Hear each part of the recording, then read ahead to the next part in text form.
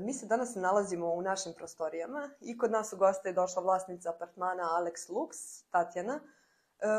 Dobar dan, koji će nam ispričati malo više o svom apartmanu i o postupku kategorizacije apartmana u Beogradu.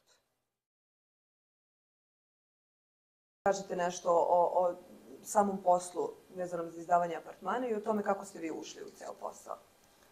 Pa što se tiče, eto, mi smo od 2019. krenuli da izdajemo apartman kao stan na dan. Kako sam ušla, malo sam bila, da li je to pametno, da li nije, pa smo eto išli da pokušamo, pa kako bude. Onda sam se u tom nekom momentu, videla sam da je to sasvim okej, korektno i onda smo se odlučili i da kategorizujemo apartman radi eto neke naše sigurnosti i radi eto nekih mogućnosti koje daju pogodnost da možemo da prijavimo gosta u slučaju da je gostu potrebna prijava o boravku. Takođe, kao fizičko lice imamo pravo da izdamo račun. Vi ste već 2 godine kako ste kategorizovali apartman. Tako je, 2 godine ima.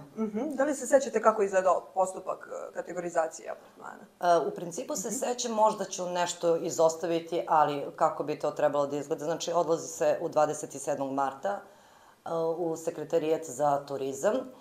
Tamo kažete osobi da želite da kategorizujete apartman, oni vam daju šta je sve neophodno za to. Među ostalim neophodno je da uradite sistematski pregled koji u tom momentu košta oko 3000 dinara. Neophodno je da uradite apartman zavisnosti od broja zvezdica koji želite da imate, od 1 do 4, 4 zvezdice su maksimalne. Dobijete spisak šta apartman treba da poseduje da bi dobili određenu kategorizaciju koju želite.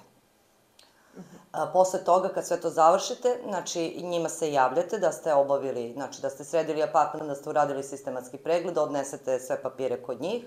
Oni posle izvesnog vremena vas pozovu, zakažu kada će doći da pogledaju apartman, kako to izgleda. U dogovoreno vreme to ne traje jako dugo, možda neki pola sata se zadržavaju službenici u vašem apartmanu i određuju, oni imaju nešto što čekiraju, što ne čekiraju i na osnovu toga dobijate kategorizaciju.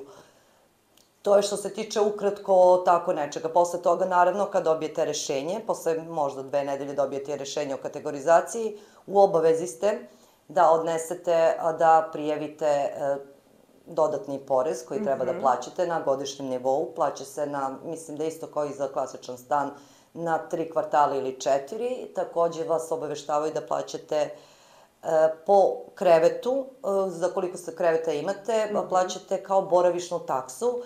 Sad, šta je jako bitno da ljudi znaju? Znači, to ne znači da je recimo dan veći ili manji, ne, to je fiksno. Mislim da je 9000 i plaća se isto takođe na 3 kvartala. To je, znači, na primer, za 2 osobe godišnje. Tako da je nebitno da li ste puni, da li niste puni, znači vi plaćate fiksnu cenu kao i za dodatni porez. To već zavisi od kvadrature stana. Naprimjer, za naš apartman koji je 29 kvadrata mi plaćamo negde oko 10.000 na godišnjem nivou i to naravno na kvartale.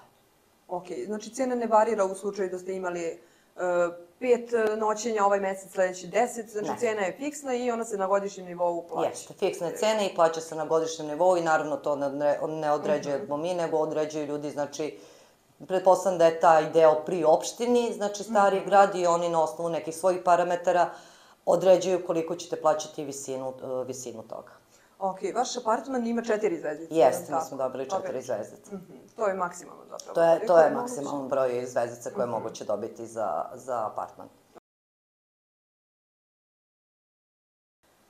Što je neophodno da posjeduje svaki apartman da bi bio kategorizovan? Svaki apartman ima, znači, osnovne stvari koje mora da ima. To su, naravno, podrazumeva se krevet, orman za odlaganje garderobe, podrazumeva se da mora da ima minimum 2 ringle, znači mora da ima frižider i, kako bih rekla, te neke najosnovnije stvari. I to vam je uopšteno da bi mogli da se kategorizuju.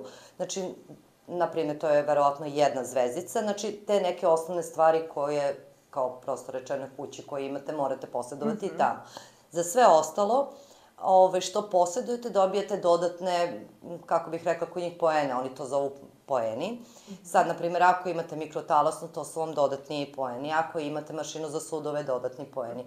Ako posjedujete, na primjer, aparat za ceđenje sokova, dodatni poeni. I tako svaki aparat ili svaka stvar, naravno, dodatna, prosto dodaje dodatne bodove i tako dolazite do veće kategorizacije.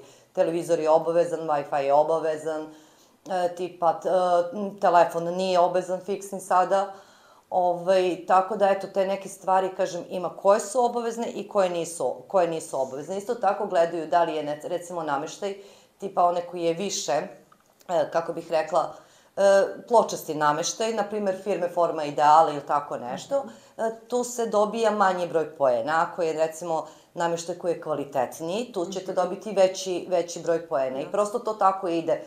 Negde, znači, recimo apartman ne mora da ima terasu da bi bio kategorizovan i da bi dobio maksimalan broj zvezdica. Bitna je lokacija gde se nalazi. Tatjana, za kraj, možete da kažete par reči za vlasnike? Da li biste ih savjetovali da kategorizuju svoje apartmane? Pa evo, ja sam to uradila, znači da svakome savjetujem, kako bih rekla, prosto nikad se ne zna da će u nekom momentu inspekcija krenuti, da proverava to ili neće. Što se tiče toga, eto, meni za godinu dana ističe to rešenje, naravno, produžit ću ga ponovo, eto, prosto bih želela da budem kategorizovana i u krajnjem slučaju, kažem, šta nosi dan, šta nosi noć, da će nekad krenuti neke provere, mislim da je to jedna od pametnih odluka koju sam donela. Sjajno. Hvala vam, verujem da će ovaj intervju pomoći ostalim vlasnicima. Bili ste sjajan sagovornik i hvala vam što ste izdvojili vreme. Hvala i vama.